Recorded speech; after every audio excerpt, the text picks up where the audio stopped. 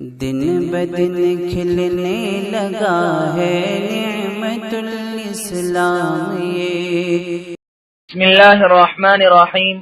صرف 5 منٹ کا مدرسہ قرآن و حدیث کی روشنی میں 223واں دن 13 شعبان المعظم۔ نمبر 1، اسلامی تاریخ۔ حضرت ابو سفیان بن حرب رضی اللہ عنہ۔ حضرت ابو سفیان رضی اللہ عنہ کا نام صخر تھا۔ حضور صلی اللہ علیہ وسلم کی نبوت سے 50 سال پہلے پیدا ہوئے۔ آپ صلی اللہ علیہ وسلم سے وہ عمر میں 10 سال بڑے تھے۔ مسلمان ہونے سے قبل وہ حضور صلی اللہ علیہ وسلم اور اسلام کے بڑے دشمن تھے۔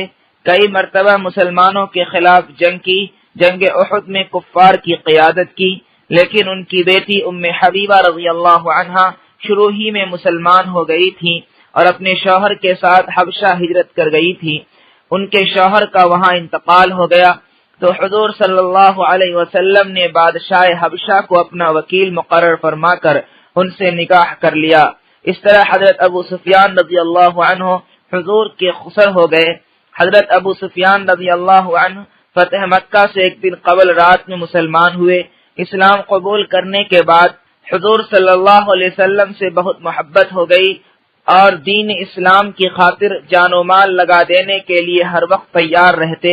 چنانچہ جنگ حنین کے موقع پر کفار سے مقابلہ کرتے ہوئے ان کی ایک آنکھ ضائع ہو گئی تھی۔ روم کے مقابلے میں جنگ یرموک کے موقع پر میدان میں بہادری سے آگے آگے مقابلہ کرتے رہے۔ دوسری آنکھ بھی اس جنگ میں چلی گئی۔ حضرت عثمان رضی اللہ عنہ کے زمانہ خلافت میں سن 33 ہجری میں 93 سال کی عمر میں انتقال فرمایا۔ نمبر 2، اللہ کی قدرت۔ تتلی اللہ کی نشانی ہے۔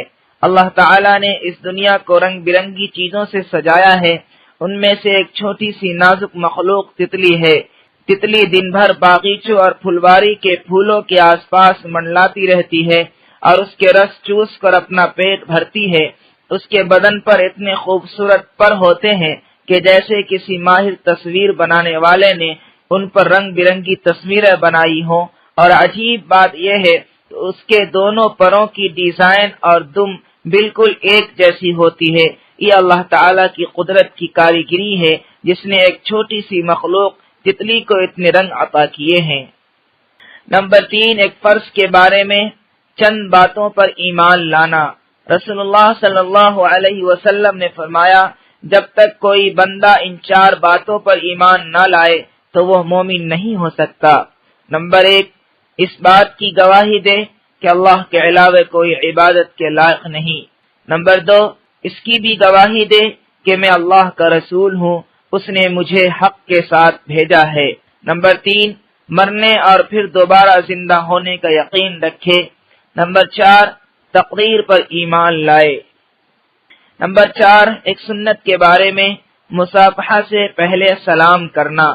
حضرت جندب رضی اللہ عنہ سے روایت ہے کہ آپ صلی اللہ علیہ وسلم کی عادت شریفہ تھی کہ جب بھی آپ صلی اللہ علیہ وسلم اپنے اصحاب سے ملتے تو سلام کیے بغیر مصافحہ نہیں فرماتے تھے۔ نمبر 5، ایک اہم عمل کی فضیلت، نماز تہجد پڑھنا۔ رسول اللہ صلی اللہ علیہ وسلم نے فرمایا، تہجد کی نماز کا اہتمام کیا کرو، اس لیے کہ تم سے پہلے کے نیک لوگوں کا عمل رہا ہے۔ رات کی نماز اللہ تعالیٰ سے قربت کا ذریعہ ہے، گناہوں سے بچانے والی ہے، خطاؤں کا کفارہ ہے اور جسم سے بیماری کو دور کرنے والی ہے۔ نمبر 6، ایک گناہ کے بارے میں پیشاب کے چھینٹوں سے نہ بچنا۔ رسول اللہ صلی اللہ علیہ وسلم نے فرمایا، پیشاب کے چھینٹوں سے بچو، کیونکہ عام طور پر پیشاب میں احتیاط نہ کرنے کی وجہ سے ہی قبر کا عذاب ہوتا ہے۔ نمبر 7، دنیا کے بارے میں، دنیا کا مال فتنہ ہے۔ رسول اللہ صلی اللہ علیہ وسلم نے فرمایا، ہر امت کے لیے ایک فتنہ ہوتا ہے اور میری امت کا فتنہ مال ہے۔ نمبر 8، آخرت کے بارے میں اہل جہنم کی غذا۔ قرآن میں اللہ تعالیٰ فرماتا ہے، ہم نے زقوم کا درخت ظالموں کے لیے ایک فتنہ و آزمائش بنایا ہے۔ وہ ایسا درخت ہے جو جہنم کی تہ سے نکلتا ہے، اس کے پھل ایسے ہیں جیسے شیاطین کے سر، تو یہ اہل جہنم اسی زقوم کو کھائیں گے اور اسی سے اپنے پیٹوں کو بھریں گے، پھر اوپر سے ان کو سخت کھولتا ہوا پانی ملا کر دیا جائے گا۔ نمبر 9، طب نبوی سے علاج، حریرہ کے فوائد۔ حضرت عائشہ رضی اللہ عنہ فرماتی ہیں کہ رسول اللہ صلی اللہ علیہ وسلم کے گھر والوں میں سے جب کسی کو بخار آتا تو آپ صلی اللہ علیہ وسلم حریرہ استعمال کرنے کا حکم دیتے اور فرماتے کہ یہ رنجیدہ آدمی کے دل کو قوت دیتا ہے اور بیمار کے دل سے رنج و غم کو اس طرح دور کرتا ہے جس طرح تم پانی سے اپنے چہرے کے میل کچیل کو دور کرتی ہو۔ فائدہ، جو کے آٹے کو بھون کر اس میں گھی، میوے اور شکر ڈال کر پکایا جاتا ہے، جس کو حریرہ کہتے ہیں۔ نمبر 10، قرآن کی نصیحت۔